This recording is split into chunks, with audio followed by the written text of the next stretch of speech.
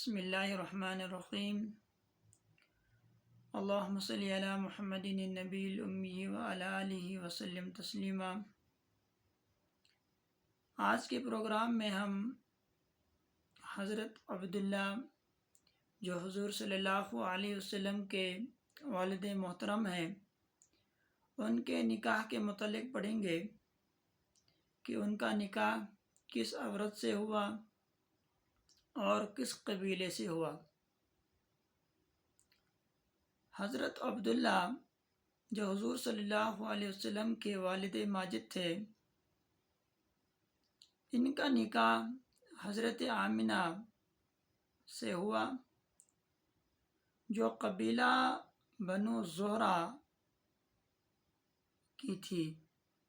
یہ قبیلہ شرافت میں اپنی ایک حیثیت رکھتا تھا، بہت ہی اونچے قسم کا ایک خاندان تھا۔ اور حضرت عبداللہ کی وفات کیسے ہوئی؟ حضرت عبداللہ حضور صلی اللہ علیہ وسلم کے جو والد ماجد تھے، وہ تجارت کی غرض سے شام تشریف لے گئے۔ راستے میں بیماری کی وجہ سے مدینہ منورہ ٹھہر گئے۔ قافلہ جب واپس مکہ پہنچا تو عبد المطلب نے دریافت کیا کہ عبداللہ کہاں رہ گئے ہیں۔ قافلے والوں نے کہا کہ بیماری کی وجہ سے وہ اپنی ننیحال بنو نجار میں مدینہ میں ٹھہر گئے۔ عبد المطلب نے فوراً ہی اپنے بڑے فرزند حارث کو مدینہ روانہ کیا۔ مدینہ پہنچ کر معلوم ہوا کہ حضرت عبداللہ کا انتقال ہو چکا ہے۔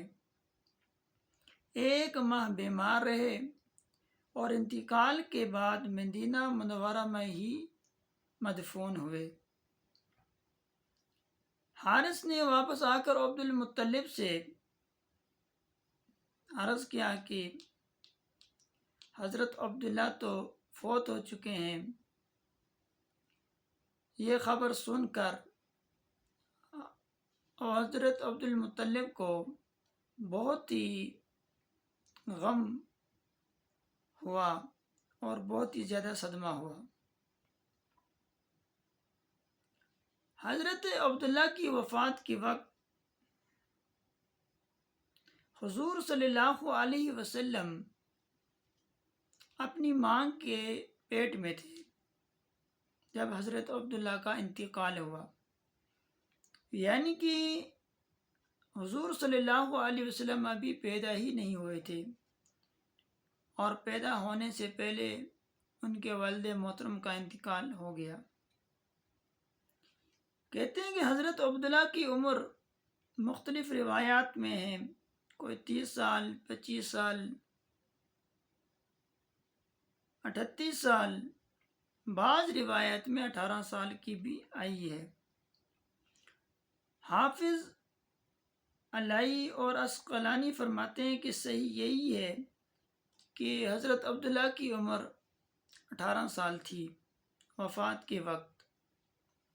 انتقال کے بعد حضرت عبداللہ نے کیا چھوڑا پیچھے؟ 5 اونٹ اور چند بکریاں اور ایک باندی جن کی کنیت ام ایمن اور نام برکت تھا۔ یہ چیزیں کل انہوں نے اپنے ورثہ میں چھوڑی۔ اللہ تعالیٰ سے دعا کہ اللہ تعالیٰ ہمیں سیرت النبی صلی اللہ علیہ وسلم پر عمل کرنے کی توفیق عطا کریں۔